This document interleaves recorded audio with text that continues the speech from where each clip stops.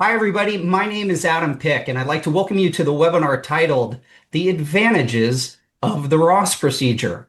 If I have yet to meet you, I'm the patient, the Ross Procedure patient that started HeartValveSurgery.com all the way back in 2006. The mission of our website is really simple. We want to educate and empower patients just like you. And this webinar, which has had over 400 registrations from patients in countries all over the world, was designed to support that mission. Now, throughout the webinar, you're going to be in what's known as listen-only mode, but I'd encourage you to submit your questions in the control panel on your screen. As we look at the agenda, it'll come clear as to why that is. So this agenda is jam-packed with information. We're going to start. I'm going to introduce the featured speakers. We're going to look at some historical considerations of aortic valve surgery. We're then going to explain what the Ross procedure is and then ask and answer an extremely important question, which is why consider the Ross procedure in 2025? We are going to have several case studies today, one of which is going to be a video case study in which you're going to actually see a Ross procedure. There will be some graphic content, so at that time, we'll let you know that it's coming on. If you'd like to turn off the screen or look away, you can do so at that time.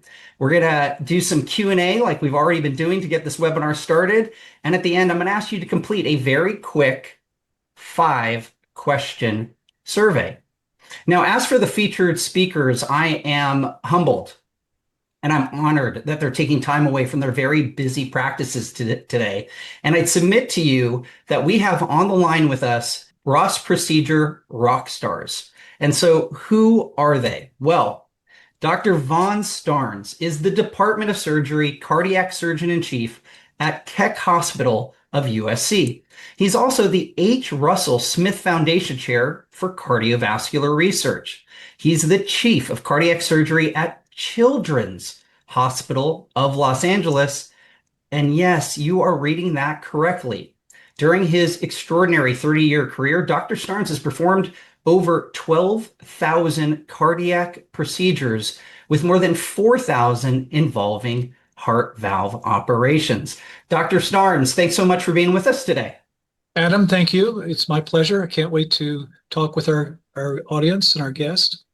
Yeah, and so let's talk about your partner in the second half of this dynamic duo. That's Dr. Craig Baker, and he is the chief of the Division of Cardiac Surgery at Keck School of Medicine at USC.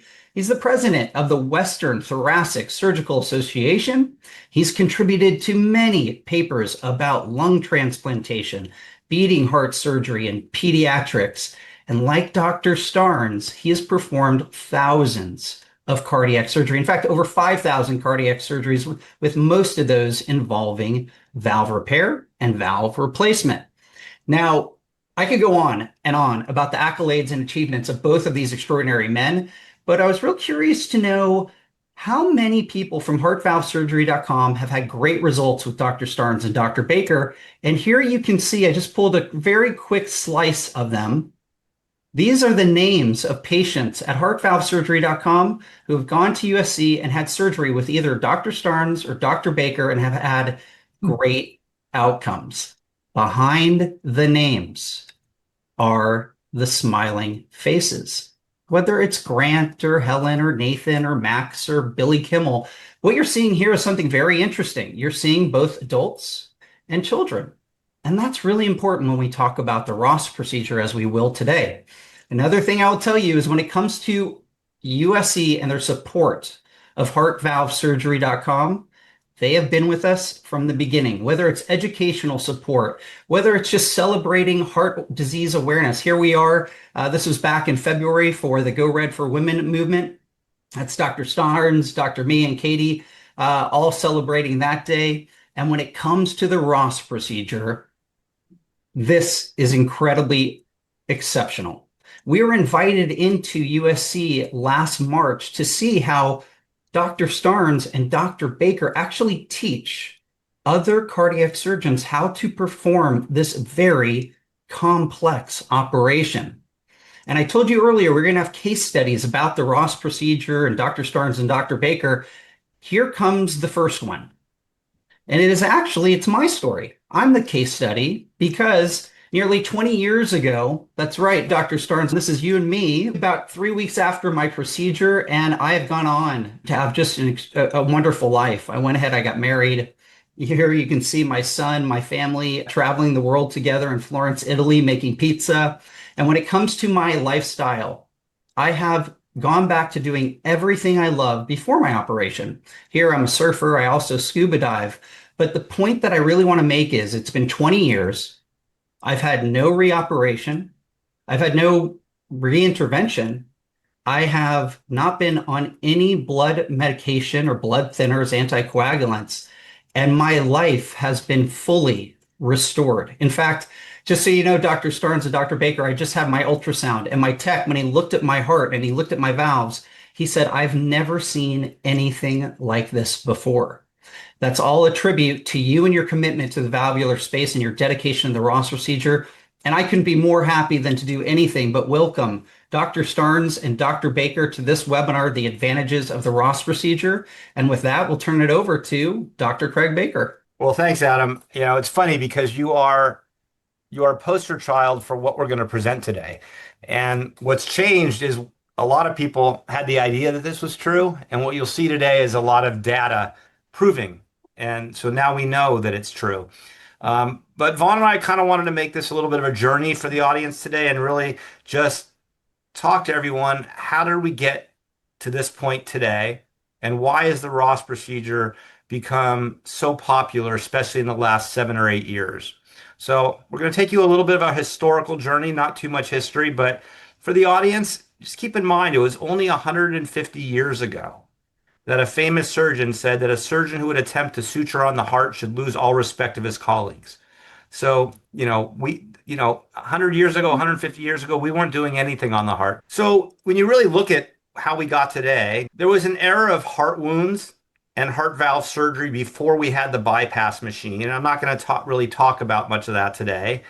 Well, this is actually the first report of anyone ever even attempting a suture on the heart. It was from 1897. This was a big deal. Someone that got stabbed and they actually entered the chest and tried to close the stab wound. So here we are, only 125 years ago. But it was really the development of the bypass machine that led to what we do now with modern aortic valve surgery. This is a picture of John Gibbon, the pioneer of the heart-lung machine, who started this work in the 1930s. This was a machine designed because everyone realized you can't really operate on the heart if you can't support the heart's function and do the operation. So his work was interrupted by World War II. And then really, he finished the design of the heart-lung machine in about mid-1950s. And it was 1960, so not too long ago, that actually the first successful aortic valve replacement, done like we do it today, was performed in this country by Dr. Dwight Harkin. And he used something called a Starr-Edwards valve. This is an early generation metal or mechanical valve. They're kind of synonymous. And I think what's important to realize is that many of the techniques that he described back in 1960 are nearly identical to the way we do a standard aortic valve replacement. And you can see how quickly this took off from 1960 to 1967. 2,000 of these operations had been performed.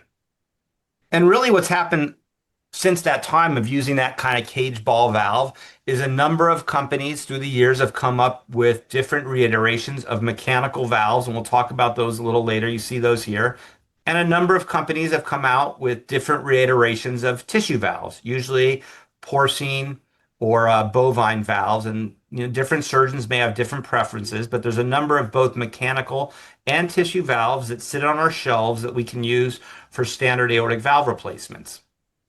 Interestingly, it was only 7 years after that first aortic valve replacement that Sir Donald Ross described something that seemed very complicated at the time, called replacement of aortic and mitral at the time with a pulmonary autograft. And what he described was taking out a pulmonary valve and moving it or translocating it to the left side of the heart.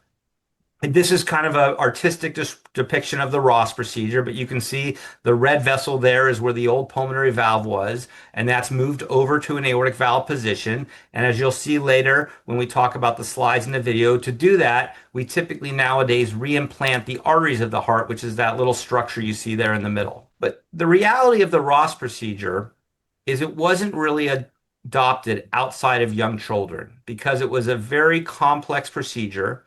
And really, up until recently, the data on doing the Ross procedure in young adults wasn't clear. We had stories like Adam, we knew it was good, but we just didn't have long-term follow-up of the patients and studies to say this should potentially be the preferred approach. So let me just give a case. Could be a lot of people on the audience here. This is a 45-year-old male or female with occasional chest pain, starting to have some symptoms that there's some physiologic effects with lower extremity swelling.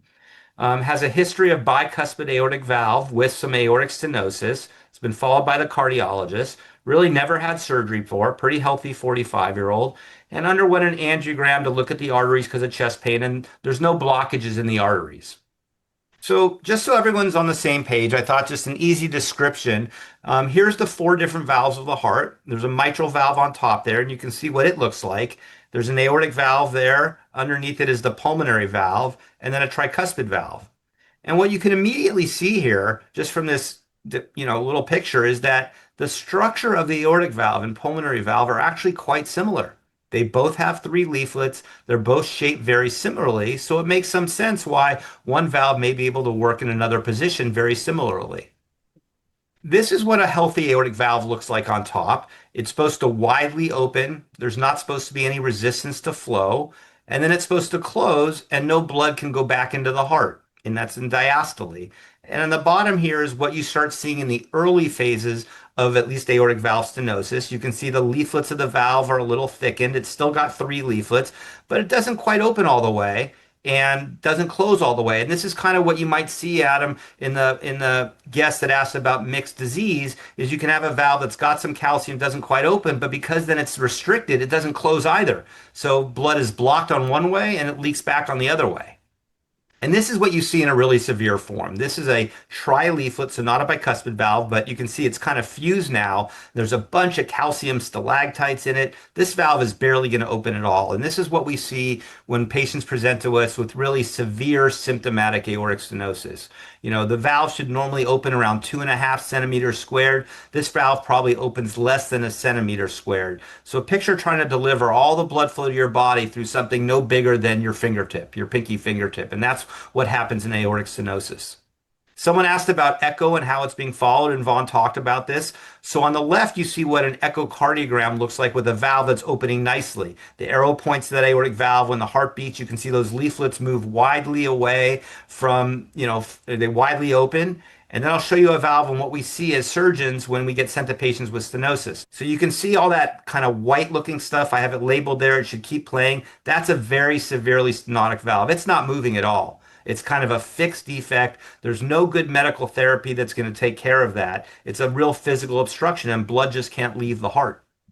So when you look at how we see aortic valve disease, there's definitely an age predilection. People that are really young are typically born with abnormal valve. Some people need surgery as early as infancy and when they're very young.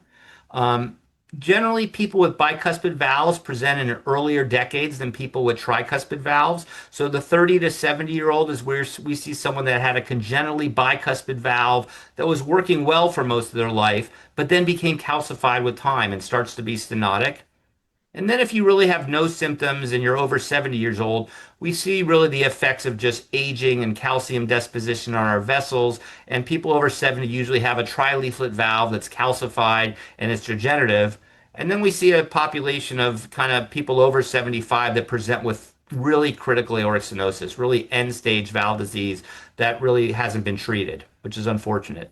And whether you have a bicuspid valve or a tri-leaflet valve, and whether you manifest in your fifth, sixth, seventh, or eighth decade, there's kind of three cardinal symptoms of aortic stenosis. And aortic regurgitation, I will say, can have some different symptoms, but it's generally angina, which is chest pain. It's typically provoked with exertion.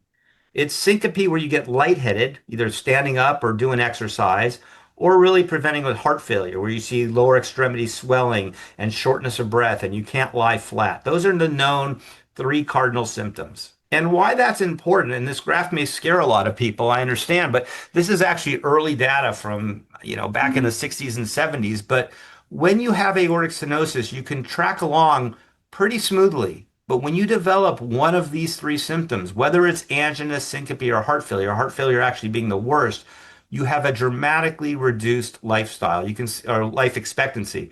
You can say that once you get symptoms, if it goes untreated, many of those patients won't survive past 5 years.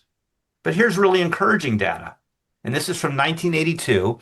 We know early on that if you actually treated aortic stenosis and did an aortic valve replacement, remember my initial slides, we just started doing this in the 60s. So by 1982, there was data that came out that if you treated aortic stenosis, look at the blue line on top, your life expectancy was dramatically improved by the patients that didn't get surgery and didn't get it treated.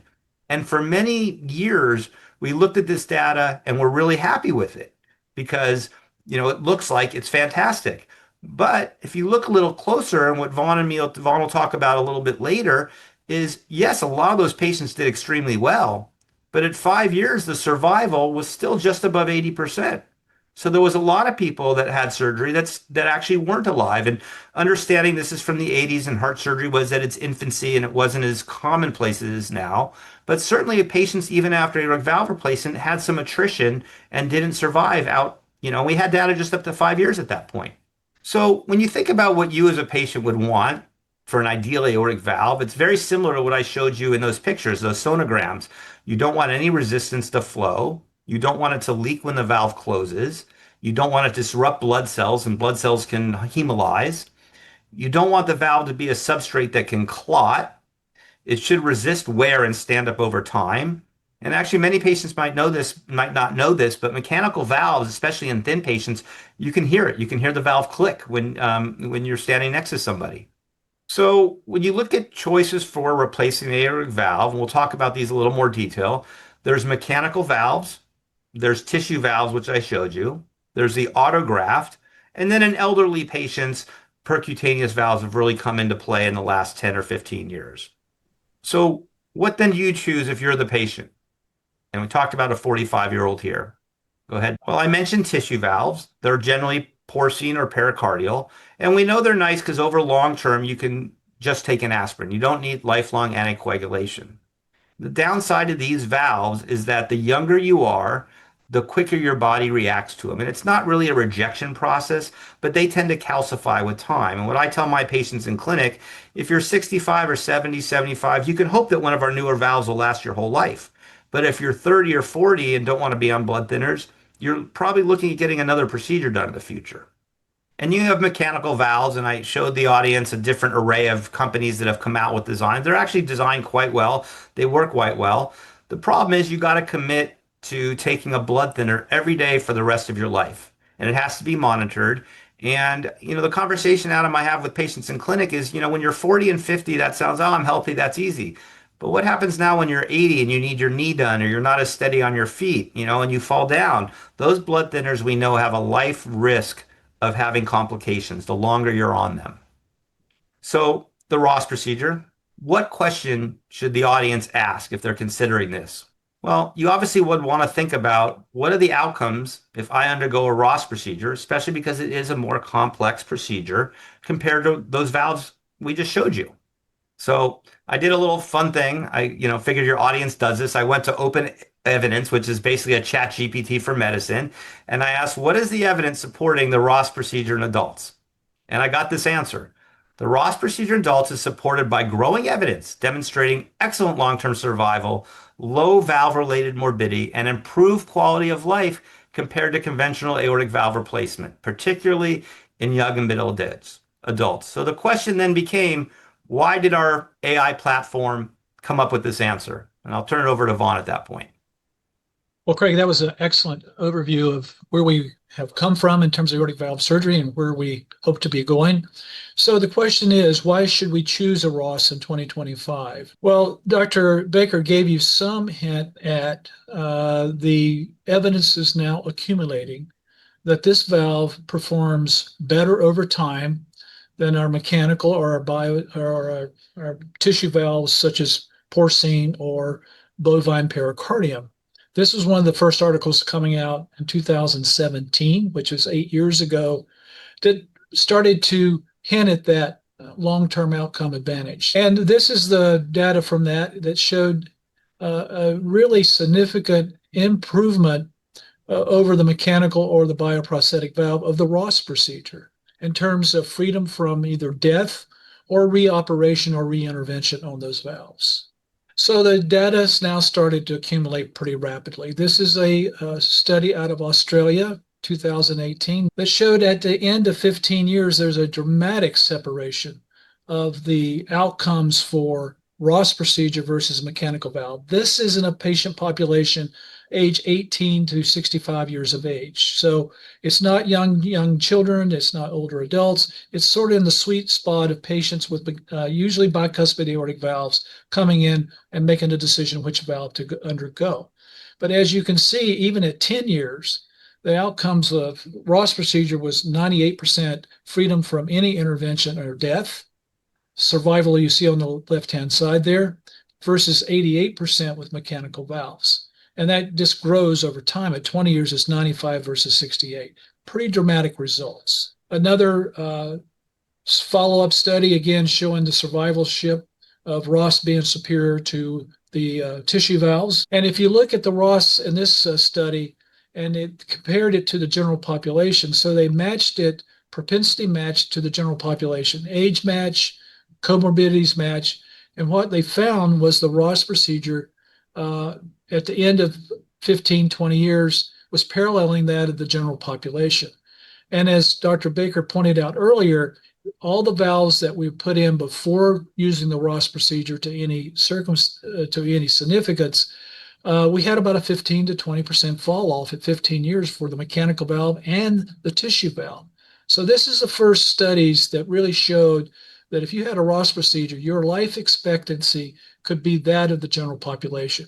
And that is huge. And then this is the sort of the study comparing mechanical tissue and Ross procedure and the general population. As you can see, the risk of mortality shown in red was mechanical valve, and in blue was the bioprosthetic, which could either be pig or bovine.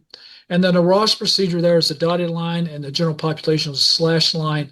Obviously, the Ross procedure was paralleling the general population. This is a propensity matched thousands of patients. Well, these are propensity 434 in each group from the California, New York database. So these are very, very matched patient populations. So you can see the real benefits of undergoing a Ross procedure, particularly if you're a younger person and you've got, hopefully 25, 30, 40 years to live. And again, this is done a meta-analysis of 10 studies that really showed that the long-term survival rate and also the complication rate from the Ross procedure was substantially less than it was for mechanical or tissue valves.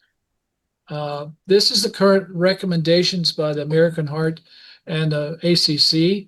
And you can see down at the right-hand corner, and now we're going to be challenging this, that this should be moved up to probably a 2A indication for younger patients. But what it says here is if you're less than 50 years of age and you don't want to take anticoagulation, that replacement of the aortic valve by a pulmonary autograft, i.e. the Ross procedure, should be considered, particularly at a comprehensive valve center. And what they're saying there is basically you want to go to centers that had some experience dealing with the aortic root and preferably having completed several Ross procedures. So who do we consider the Ross procedure in today? Well, when I made this slide, I said, 20 to 50 years of age. I was talking mainly about adults because I do pediatrics, and I've done it down as early as 5 days of age out to 18 in children. But today, I would say even at 50, I would probably slide that even further out to maybe 55. I think when you get beyond that, a tissue valve followed by a TAVR valve is sort of what we're thinking once you reach 55, 60 years of age. But if you're a person in the 20 to 50 year age category particularly, and you have an active lifestyle, maybe you like to go snow skiing or surfing or being out with your kids, you're athletic, you're a woman of childbearing age. You may be those with coming in with aortic valve endocarditis, or just you don't want to be on a blood thinner the rest of your life. I think these are patients that really are ideal candidates for the Ross procedure. Contraindications, you always got to think about that. I think we run into occasionally a pulmonary valve. I've run into 2 bicuspid pulmonary valves over my last 20 years doing this operation. I will tell you, I've used them and they've turned out very well. So just because it's 2 leaflet pulmonary valve doesn't mean you can't use it. I think if you got an older patient or a patient with a lot of other problems like diabetes, hypertension, coronary disease, it may not be the ideal operation for you. Or if you have other severe valve pathology like mitral valve disease, tricuspid valve disease, connective tissue disorders like Marfan's or Ehlers-Danlos, probably not the right operation for you. And immune complex diseases where the valve itself is destroyed, again, not a good patient population for this. And if you have severe endocarditis, and what I mean that you got abscesses in the heart around the aortic root, probably not the right operation for you. So what do we do in our practice that Dr. Baker and I look at? Well, if you're in 20 to 50 years of age, you've got a large root and you've got bad leaflets, you're going to get a Ross procedure. If we can save your valve, that is, it's got a large root, you got good aortic leaflets, we're going to try to save that valve rather than replace it. So we do what's called a valve sparing root replacement. All of you would like to know what that is, go to Dr. Google. There's a lot of really, really nice pictures of what that looks like. 50 to 70 years of age, again, valve sparing if you've got good leaflets. But if you got damaged leaflets, large root, we do what's called a Bentall procedure. And what that is a valve connected to a graft that we put in the aortic root, and then we reimplant your coronary arteries onto that graft. Again, Dr. Google's got great pictures of this operation. And greater than 70, again, we look at either Bentall or a patient with a lot of comorbidities, a TAVR procedure. So this needs to be updated. We've probably done to date over 600 Ross procedures. We've done 2 this week, for example. It's an operation that we do very commonly, usually 1 or 2 a week. And Dr. Baker and I are both doing these procedures. We believe we have excellent results. So what happens in this case? You got a patient with aortic valve disease, you got a proximal aortic aneurysm. This is very common with patients with bicuspid aortic disease. About 50% of patients with bicuspid aortic disease will have a proximal aortic aneurysm.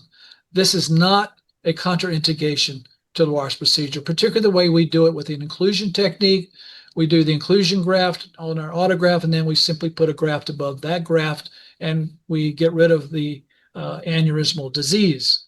But more importantly, this aneurysmal or this dilation is what was the failure point of the Ross procedure in the early 90s and early 2000s when we were starting to consider how can we improve this operation. And some of the factors that Dr. Baker was alluding to why the operation wasn't early adopted is because some of these patients that got the Ross that was not supported ended up having a dilated root over time and it started leaking. I would say up to 20-25% of patients, out to 15 to 20 years if they didn't have a supported Ross. So this brings me to this slide. How we thought we could improve it. Well, this simply shows our technique of doing an inclusion cylinder. It's a Dacron tube. We place the autograft inside of it. This prevents the autograft from dilating. So it's going to be fixed. You can put this in any individual, particularly with dilated aortic annuli. This brings the annulus down to a normal size and a size that fits the autograft. Some people say, well, if you got a dilated annulus or an ascending aneurysm, you're not a candidate for the Ross procedure. That's just simply not true. In point of fact, this is our technique that we've demonstrated. As you can see, a very nice autograft inside this graft. We attach it both at the annular level and up top at the commissures. And then we got basically a composite graft that we can sew into the annulus very easily. We also believe that if we do it this way, we can teach more and more people to do it around the country, such that it's not just done in a couple centers. So this is some of our institutional data that we looked at several years ago, just to say we can operate on those with aortic aneurysms, we can operate on those with dilated annulus, and we don't have to select them out specifically. What we found is that at the end of about 20 years, if we didn't wrap the Ross procedure or we didn't support it in some fashion, up to 25% of those patients could develop aortic dilation and aortic insufficiency, needing a reintervention. And now we see with the wrap technique, we have only a 3% incidence of that. So it's substantially improved our data after the Ross procedure having been performed.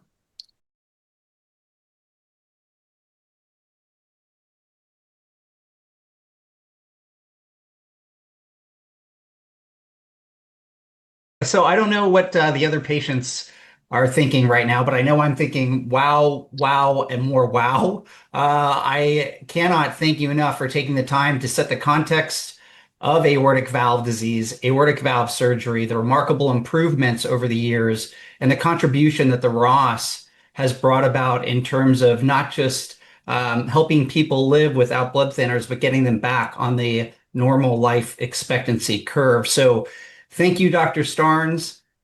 Thank you, Dr. Baker. And when I say thank you, it is to everybody on your team. We have gotten a flurry of questions. We're going to go through those. We're going to try and get to as many as we can before the survey. And let's start talking, because the first one, Dr. Starnes, is right in line with a question that Arcana had. You touched on this. She says, I watched an interview with a surgeon stating that there is a 10% chance during the Ross procedure the pulmonary valve may not be suitable in the aortic higher pressure, I think pressure position, due to microscopic holes that weren't detected by the CT scan.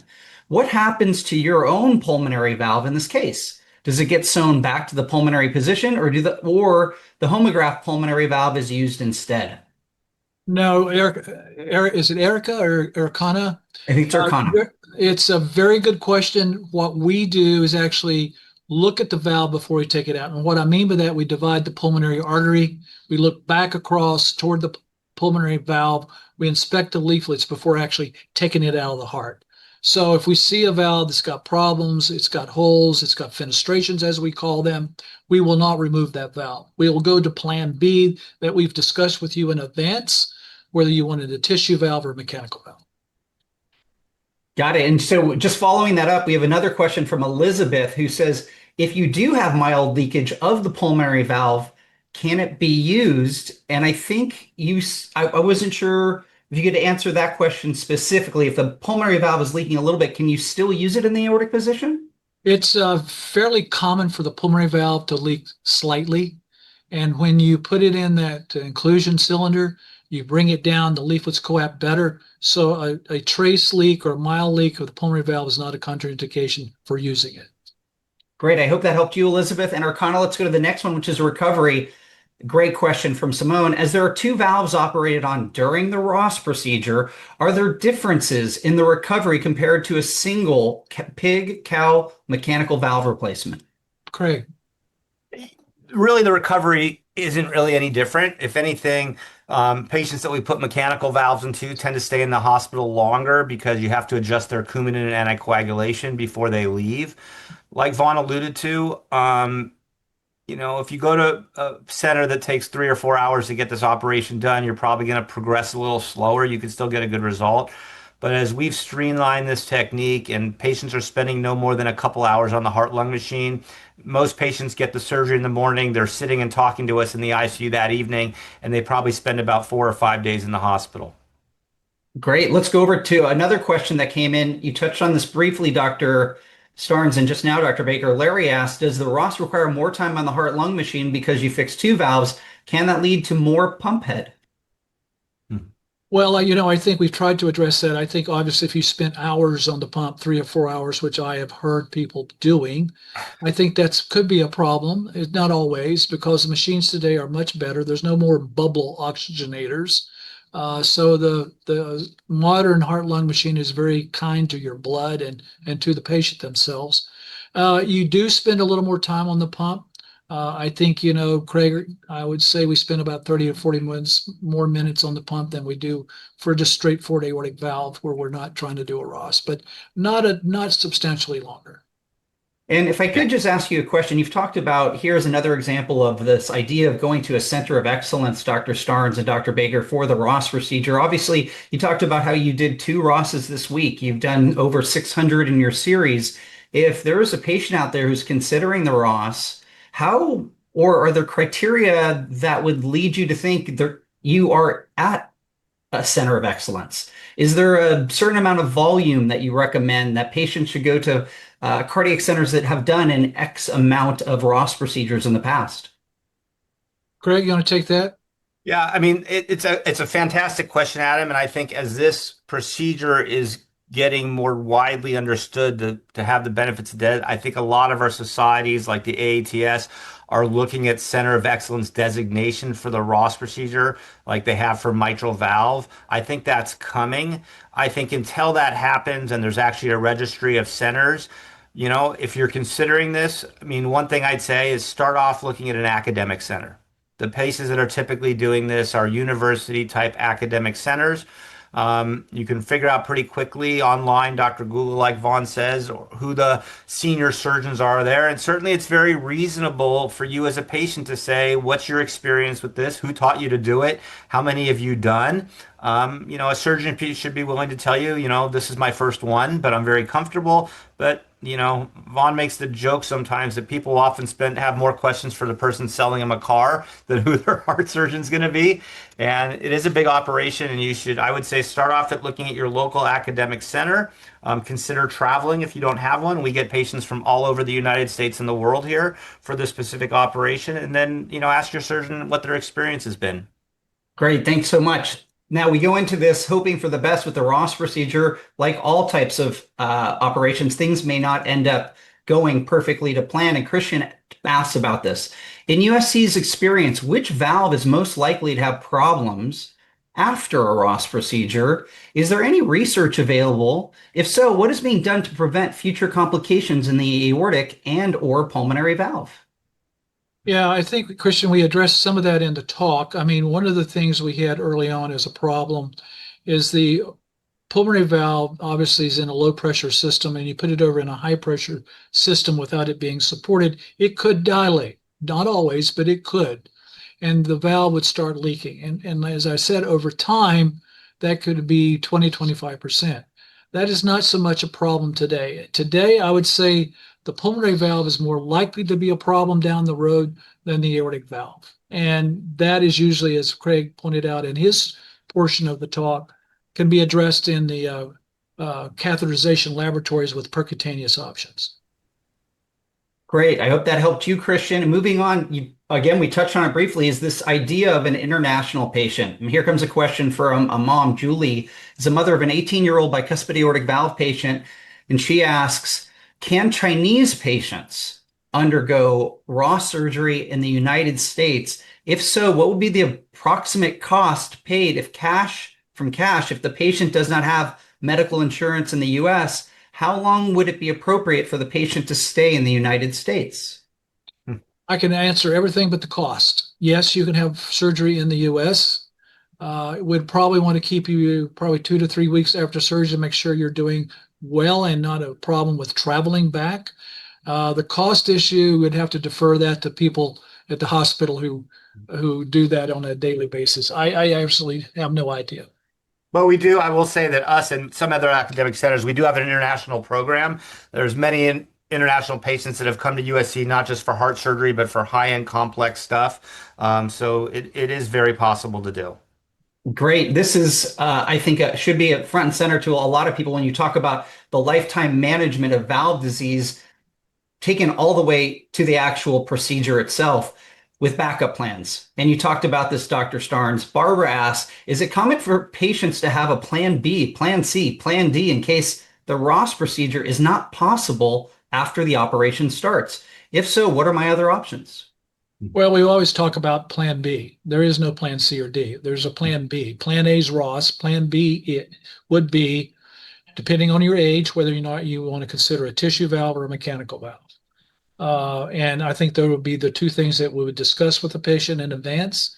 I will say that my conversion rate to a plan B has only been about 2%. Usually we go in for Ross, you come out with a Ross. So And it Wow. gets talked about, but not utilized very often.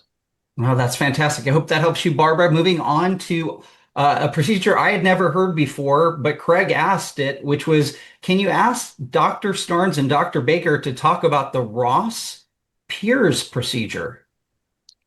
Yes, this is a graft that's being used in mainly in Europe right now. I don't think it's approved here in the US, where it's a wrap around the aorta.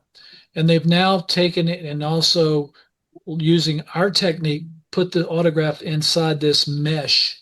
This is a computerized developed mesh cylinder that is customized to the patient, and then they can put the autograft inside of it. Not a lot different than what we do, but this is a mesh, not a tube. Yeah, Got it. for the standard pairs procedures for the audience, there is a standard pairs procedure where you're just basically you're wrapping the aortic root before it's really very aneurysmal and before you have severe valve disease. And there's not a lot of data on it yet. The hope is that in patients with connective tissue diseases, it could prevent aneurysms from forming. But it's the long-term data on that is not quite out there yet. Okay. And we're going to go to Russ Morgan's real-time question. And it just interestingly enough, Russ, I can never say that word serendipitously, but it connects with Linda's question, which is all about concomitant procedures. She asks, I have coronary artery disease and aortic stenosis. Can the Ross operation be done at the same time as a bypass? Well, again, I think, Linda, that certainly is possible. I think I would just say it would depend on the extent of your disease. I think if you had multi-vessel disease, you're in a center who's not done a lot of Rosses, I wouldn't recommend that. I would probably get a more standard operation and get my coronaries done at the same time. Craig, I'll Yeah, leave that to you a little bit. no, I think that's right. I mean, we don't see much corner disease necessarily in the age group that we're typically offering Rosses for. But there are patients that develop corner disease in their 30s, 40s, and 50s. I agree with Vaughn. I think if you had a single lesion that was going to be one bypass graft, for example, a limited LAD, it'd be reasonable. But I think if you've got three or four grafts that you need and you're already going to be you're already going to be on pump for an hour and a half, it's probably a bit much to add this. Great. And here's another question that is tied to a separate question that we got in. This, Sue, you asked all about considerations for having a Ross procedure to replace an aortic valve. Here's Maureen asking, is it possible to get a Ross procedure if your first mechanical or tissue valve fails? Maureen, that's very possible. I've done several of these. I've taken out both disease tissue valves and completed a Ross. I've also taken out mechanical valves where patients have trouble with either Coumadin causing complications or small strokes. But this is entirely possible. And the only thing I'd add to that, Maureen, is, redo heart surgery is typically more challenging than operating on someone for the first time. So even more to the point, if you're considering having a redo heart operation, really make sure you're being seen by somebody that's done a number of these. Great. And here's a question from Mark, all about calcium. I have aortic stenosis that will need to be replaced. I also have kidney stones. Is my body producing too much calcium? Is there something a doctor would recommend to lower calcium in my body other than my diet? I'm wondering if there's a connection. I would say there's no connection between those two. Kidney stones are usually formulated differently than calcifying your aortic valve. I don't have any magic thoughts about how to lower your calcium, and I'm not even sure that's comes into play when it talks about aortic valve stenosis or calcified aortic stenosis. We have to remember the calcification of your aortic leaflets is all about injury to your leaflet that can't be repaired, and the body then calcifies it. It doesn't just occur by deposition on a normal leaflet. Great. Mark asked the question, will this presentation be available to watch at a later time? The answer is yes. There will be a video replay that we are going to post. We're also going to put all the content into an ebook so that you can continue to learn about the Ross procedure. Question for both Dr. Starnes and Dr. Baker, and this one comes in for me. I'm curious to know, what is your advice for patients with aortic valve disease who are considering the Ross procedure? Well, I think after watching this podcast, you know some basics and some questions you should be asking your surgeon or your cardiologist.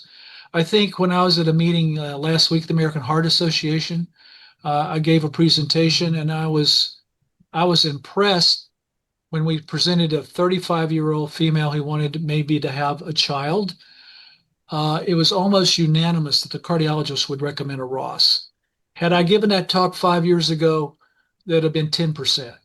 So I think your cardiologists are now becoming more versed. They know more about it. So I think you're going to get good advice from your cardiologist. But I think to reemphasize what Dr. Baker has said, uh, we as surgeons probably haven't caught up in terms of how many centers are available to you for this procedure.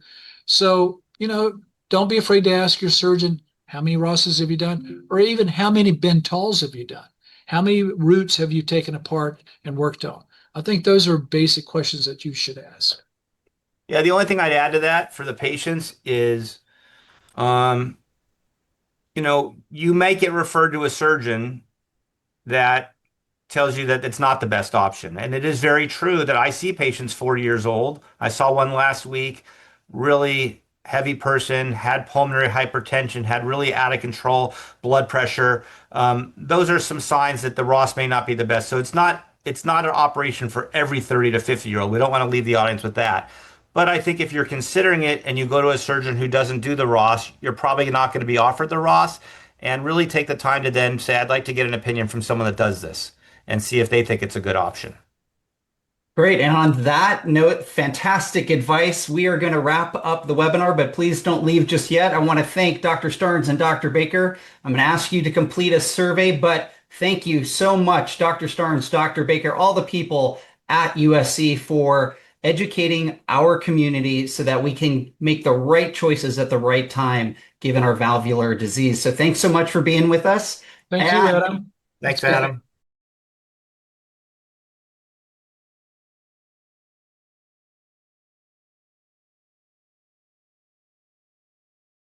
Hi, everybody, it's Adam. I hope you enjoyed that video. And don't forget, you can always subscribe to our YouTube channel, watch the next 2 educational videos coming up on your screen, or click the blue button to visit HeartValveSurgery.com.